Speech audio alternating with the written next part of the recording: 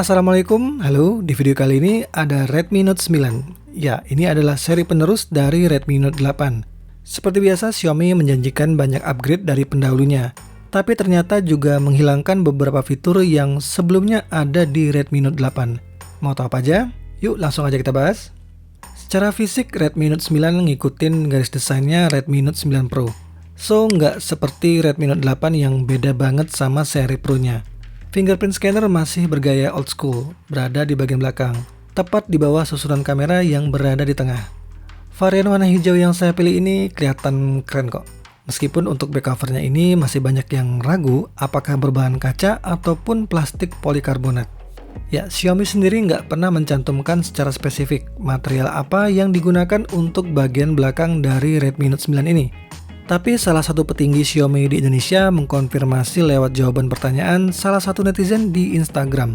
Kalau Redmi Note 9 ini menggunakan kaca Gorilla Glass 5 hanya di bagian layar, dengan alasan supaya bobotnya bisa lebih ringan. Gitu ya. Oke lah, kalaupun ini plastik, menurut saya finishingnya udah kelihatan halus kok. Nggak seperti finishing back cover plastik di HP tetangga sebelah. Tapi ini udah terhitung downgrade, mengingat Redmi Note 8 sebelumnya menggunakan bahan kaca di kedua sisinya. Menuju ke layar, banyak yang setuju kalau model pansul di sudut kiri layar lebih kelihatan estetik ketimbang lubang kamera yang berada di tengah seperti di Redmi Note 9 Pro. Ukuran layarnya bertambah menjadi 6,5 inch, tetap pakai resolusi Full HD Plus berpanel IPS, proteksi kaca Corning Gorilla Glass 5 dengan tambahan lapisan anti gores plastik di atasnya. Dan secara fisik kelihatan lebih tebal, lebih berat dari Redmi Note 8. Beratnya kini 199 gram, yang mana udah masuk kategori berat ya. Tapi no problem, sebagai kompensasi baterainya kini ikutan naik menjadi 5000 mAh. Nah, soal charging, ada dua hal yang menurut saya menarik untuk dibahas. Pertama adalah charger bawaan yang pakai Type-C dan outputnya adalah 22 watt. Kemampuan charging Redmi Note 9 sendiri sih maksimum hanya 18 watt. Agak aneh, karena dulu Redmi Note 8 punya kemampuan fast charging 18 watt, malah dikasih charger 10 watt. Sekarang malah dilebihin. Kedua, HP ini udah mendukung fitur reverse charging, yang berarti bisa dipakai untuk ngecas perangkat lain dengan menggunakan kabel yang sesuai.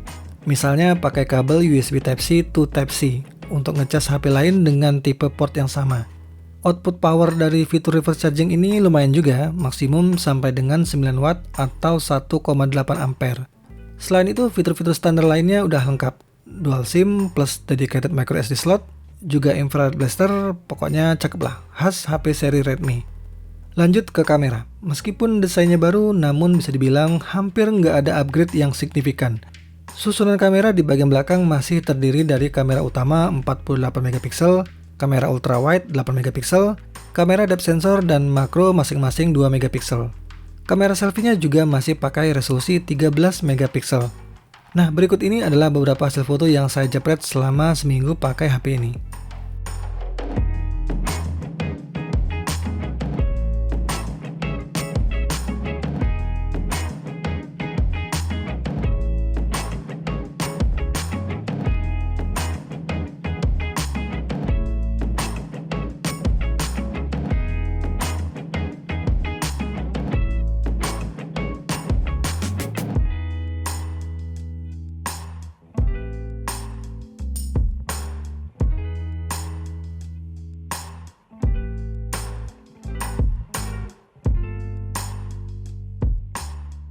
Saat ini Redmi Note 9 masih membawa MIUI 11 berbasis Android 10 sebagai standar user interface-nya.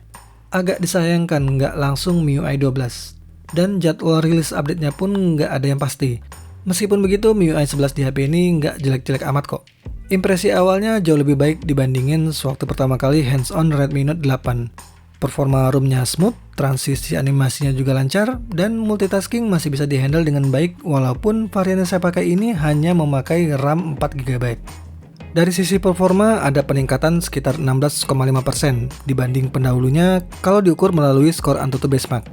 Ya, Helio G85 jadi SoC pilihan Redmi Note 9 menggantikan Snapdragon 665. MediaTek benar-benar lagi naik daun dengan prosesor seri G-nya.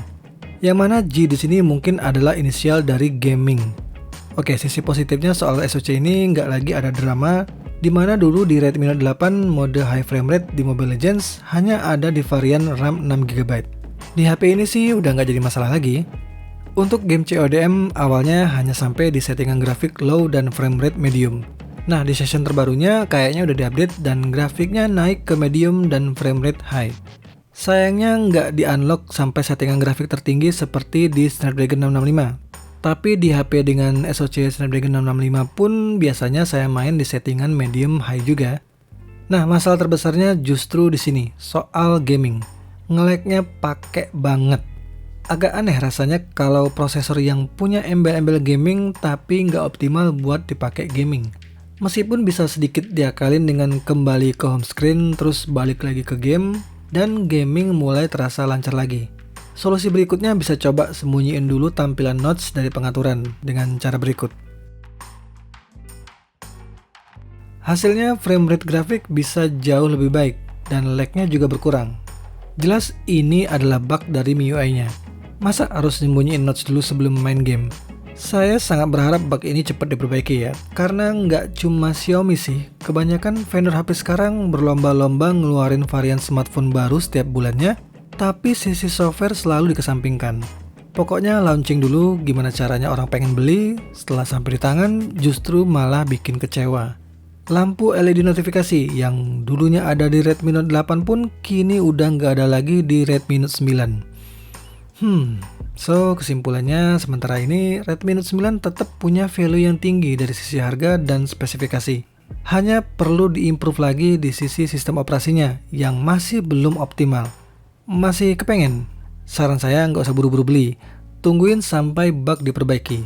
Dan berikutnya mungkin akan saya bahas lagi kalau HP ini udah dapat update MIUI versi 12. Buat yang udah terlanjur beli, coba share pengalamannya di kolom komentar biar teman-teman yang lain juga bisa tahu. Oke, sekian dulu video review dari saya. Seperti biasa, kalau suka sama video ini, klik like dan share ke teman-teman kalian. Subscribe juga channel ini dan aktifin lonceng notifikasinya untuk mendapatkan video-video seputar gadget menarik lainnya. Sampai jumpa di video berikutnya, semoga bermanfaat dan wassalamualaikum.